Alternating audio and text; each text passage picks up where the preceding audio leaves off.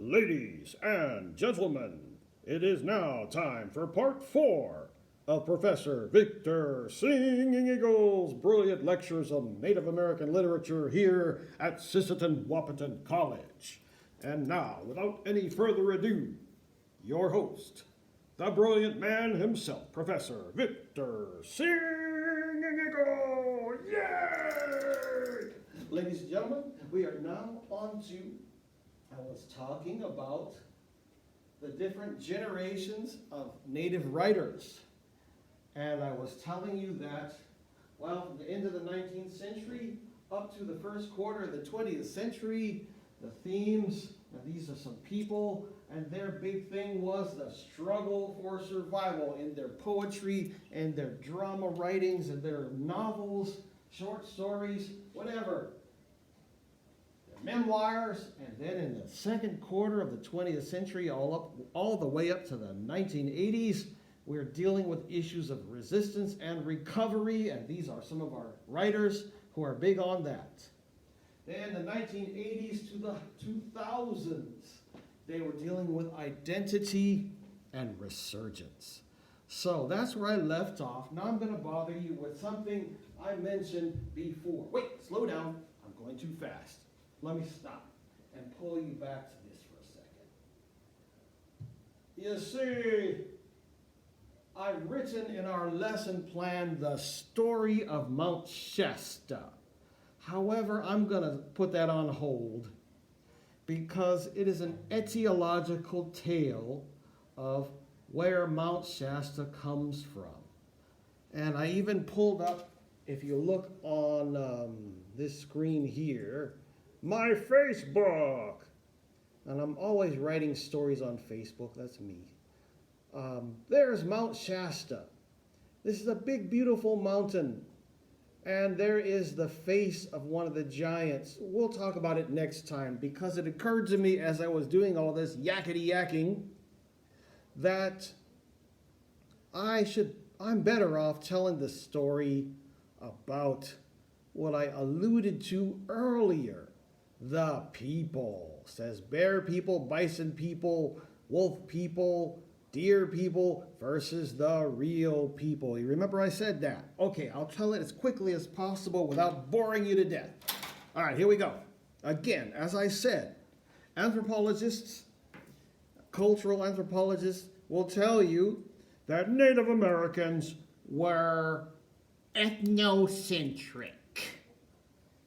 That word ethnocentric, you guys know it. It just means self-centered, focused on their own culture and disregarding other cultures, or maybe degrading or denigrating, insulting, whatever, looking down on other cultures. That's called ethnocentric. It's related to racism.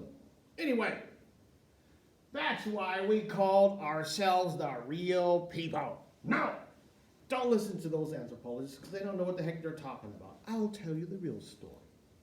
Long, long, long time ago, you see, when the Creator made life on this planet, He made all the creatures look the same. They all had 2 arms, 2 legs, and hands and feet, and nice round heads, and they were symmetrical bodies because He said to His fellow creators, it was a cooperative effect, you see, or a cooperative effort. Let us make these creatures in our own image and likeness, which sounds a little bit like the Bible, does it not? So that's why there wasn't much variant. However, these creatures, you see, had special abilities. They would put on the clothes of the animals that they wanted to become. So the bear people would put on their bear, look like human beings if they're naked, but then they grab a bear coat, put it on,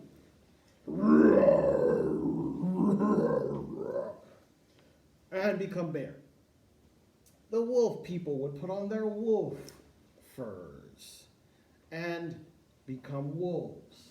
By the way, there's another name for the real people, and that is the without furs. That's us, the naked apes. the without furs, otherwise known as the real people. We were the last ones to be created.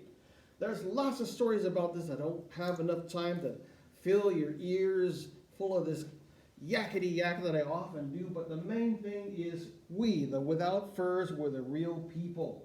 There's a very short story I'll tell you quickly without overdoing it. Again, bear people, bison people, real people. Back in the day when the other peoples could disrobe and become human-like and re-robe and become animals again, there was a lot of intermarriage going on between different species.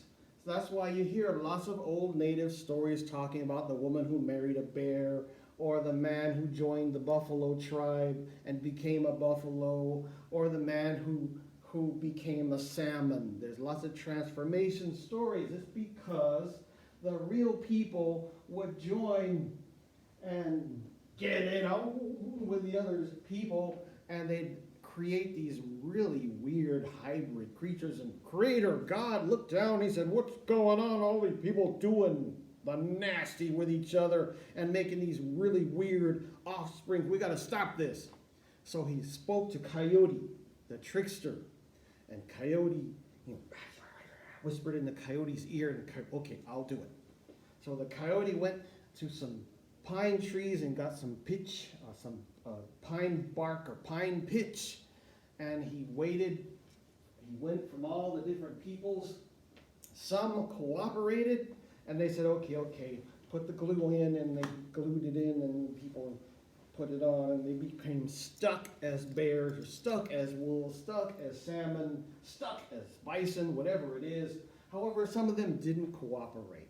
So Coyote had to wait for them to be naked. Maybe they were dancing around in a fire, or be around a fire in a ceremony, sacred ceremony, or they're bathing in the river, and Coyote would steal their fur and put the glue on it, and then when the people, the bear people, or whoever, wolf people would come out of the water, put their fur back on, they get stuck. And that's why we don't get it on interspecies anymore. So we, without the furs, we are the real people. That's where it comes from. Now, if that shows up on a test, you're going to get it right. Right? Right. Okay. So that is an etiological tale of how the word people and how that we became who we are. I could go on and on and on, but again, we don't have enough time. I've got to post this, and we will do Mount Shasta next time. Where did Mount Shasta come from? How did Mount Shasta become the way it is? So with that, I'll knock it off. Thank you so much for being so patient with me. You guys have an awesome weekend, and I will see you next week. Talk to you later.